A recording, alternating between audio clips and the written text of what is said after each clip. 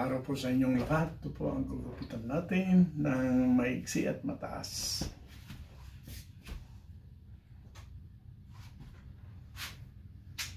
Using 1/8 of an inch. Oh, may bibig doon attachment. Akala ko wala nang bibig.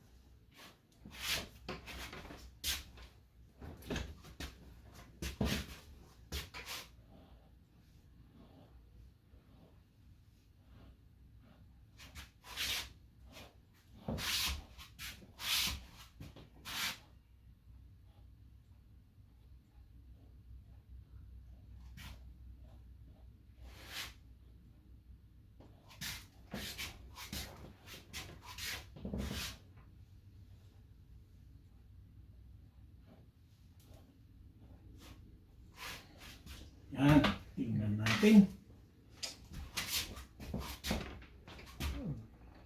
Okay, Tama lang yung o masyado. okay na po. Okay. Marami pa. Papunta na dyan. Hindi mamahap dyan. Nagpapakitang malapit na mag-retire. Oh, retire na. Hindi pa. Sige lang nang sinasabi ko. Dapat ginawa ni Beauty. dapat patuloy. Mm. Kasi marami nang nagsasabi dito, Mm. babae lalaki. Oo. Gusto nila retired, pero kung pwede, yung kahit part-time, Mm. Oo. doon pa rin Mm. yung dating trabaho. Trabaho. Pero mag-retire na siya. Kung Oo, tutusin, kasi dapat parang mas masigla sila kung ganun. sanay na sila, hindi na sila nanibago sa mga kasama, di ba? Kasi naiba ang pamilya natin. Oo. Imbis na yung mga kasama natin sa bahay, Mm. mga kasama natin sa trabaho, no? Oo. Gaya ni yung puti, yung Mm. nakatrabaho ko sa Produpay. Mm. Hey, Jaime, man. Every time I come here, I'm so happy. Mm. What about your family? That's different, but I like it here. Mm. I have a bigger family. Yeah. Oh, wow. Kasi doon kami natutulog din eh. Mm. Yeah. Alam niyo naman sa Amerika, malungkot. Di ba? Hmm. Yung mga tao rito, kahit na may pamilya, Iba nagtatrabaho. ang pakisama natin sa pamilya, iba rin sa, Sa trabaho. pamilya natin sa trabaho. Mm. Yeah. At sa kanila, parang mas masigla, Mm. mas malakas ang katawan pag gano'n. Parang pag nagtatrabaho sila, walang problema, happy. Di ba? Mm. Kasi- may nagpapasaya, halimbawa. Kasi sabihin natin, pag retire mo na, makukuha mo na yung mga benepisyong pinaghirapan. Mm. Pero yung iba, parang namimiss din yung Trabaho. trabaho, yung Oo, kasi- pakikisama sa mga katrabaho. Siyempre ba, mag-retire ka na, pagkatapos sa bahay ka na lang. Right. Lalo ka maboboring, di ba? Homesick. Yung isang kasama nating Laotian yata, Hmm. it's like, I'm not gonna last long, I mean. Hmm. What? Yeah, so I want to go back to work. Hmm. Eh, Nakasanayan na eh. nakapasok. Eh, sabi niya, it's like, magtatagal na naman. Nakasanayan Pero na. nung nag-quit siya o nag-retire, parang nararamdaman niya hindi magtatagal. Parang Nai-stress. stress. Nakakaano yan eh. Lakas Yeah, nagpatanda ng tao. sabi ko, lalong-lalong hindi ka nasanay sa mga maliliit, Mm. yung mga apo o ano. Makulit. Malikot. Eh, siyempre, mag-ibang ano mo. Mm. So, ewan ko, yung iba eh, sabi nila, pag-retire ko, that's it. Mm. Uwi na lang ako, mag-enjoy. Mag-uwi tayo, mag-enjoy. Paano kayang gagawin natin doon para mag-enjoy? Wala rin. Paano ka mag-enjoy? Magastos dun. Ganyan. Paano ka ma-enjoy dun? May stress ka lang lalo. Tapos sabihin nila, pag wala kang binigay, kasalanan mo kung pag may mangyayari. Kasi yung mga Pilipino, hindi nila naintindihan yung taong nandito eh. Di ba? Alba, dumating ka ron. Kala nila marami kang pera eh. Di ba? Minsan, alba, pinasalan ka ng 2 araw, wala kang binigay. Mm-hmm. Yes. Kung maririnig mo sa mga ibang tao, Yun yata tagal-tagal ang sinasabi nung Laotian. tagal-tagal sa Amerika ito. Umuwi kahit 5 centimes, di ako binigyan. No? Sabi niya, yung kasama niyang binatilyo eh, this is my grandson. Oh, see? Siya ang nag-aasikaso sa mga apo. So, no? Yung mga kung kami nga Jaime, namatay po yung nanay namin, inuwi namin sa Pilipinas, no. Tapos nagpagawa po ako ng bahay. Yung bahay na yun, umabot na 1 taon bago natapos. Tapos namatay po yung nanay ko noong June 6 eh. Di inuwi po namin ng Pilipinas, halos 1 buwan dyan sa ano eh. Pagdating namin doon, sabi ko sa mga kapatid ko, kung pwede lang, dito na ilibing si nanay. Eh, marami yung pabor na gusto sa Pilipinas. Kasi mga tao ron, hindi maniniwalang wala tayong pera. Tama. O, minsan nakikipaglamay na, ihingi. Di ba? Tama. O, Saka pagkatapos, ang isipan nila, napakadali ang pagkuha sa mga yun. merong kamag-anak ang nanay sa mother side, kapilido lang, pero hindi namin talaga, no. Dumating doon, kasi yung bahay kong pinagawa po, meron akong pinupunturahan na konti sinachop-chop ko. Dumating sila, siyempre, hindi mo naman pwede papasukin. Tapos kala ko, lang, bumabati lang, sabi niya, tatapatin na kita, sabi sa akin. Pinutulan kami ng power at tubig, sabi. Kung pwede lang, para mo Ikaw bahala. Kung pwede lang, para mo 3,000, sabi na ako. Siyempre, hindi sila maniniwalang wala kang pera eh. O may mabuti, meron akong binigay ko, para wala naman sabi kasi. Pag hindi binigay niyan, abot nagkikita ka, naasa sa'yo eh. Di ba? Sama-sama mo eh, no? Yan ang hirap eh. Kaya sabi nga sa mga kapatid ko, yan ang sinasabi ko sa inyo. Di ba? Totoo sinabi ko, kaya nga saan na. Hindi maniniwala yung mga kamag-anak natin, wala tayong pera. Dahil galing tayo sa abroad, kahit na nagpagawa ka ng bahay, wala silang pakialam dyan. Eh. Alam nila marami kang pera. Yun ang sa isip nila eh. Grabe. Oo. You know, kahit paanong paliwanag, Oo, hindi sila maniniwala. nasa isipan na nila, no? Kasi alam nila, pag galing ka ng Amerika, ang pera. Yes. Kasi kung naintindihan lang nila, biruin mo, namatayan kayo, tapos matsyempong yung bahay, pinapagawa. O, siyempre dapat, kung meron ka lang pag-iintindi, nakita mo namatay kahit nagaling ng Amerika, sa next time na pag-uwi nila, doon mo, hindi. Hindi lahat-lahat at one time. Pinagsabay-sabay. Tapos biruin na, sasabihin, tatapatin na kita sa pinutulang kami tubig at pao. Nakatalikod ako noon namimintura ako, kala ko dumating sa niya yung mga pizza ni dumating sa Okay. Ayan po, maigsi na mataas. Konti, katamtaman ng taas. Maraming pong salamat sa panonood.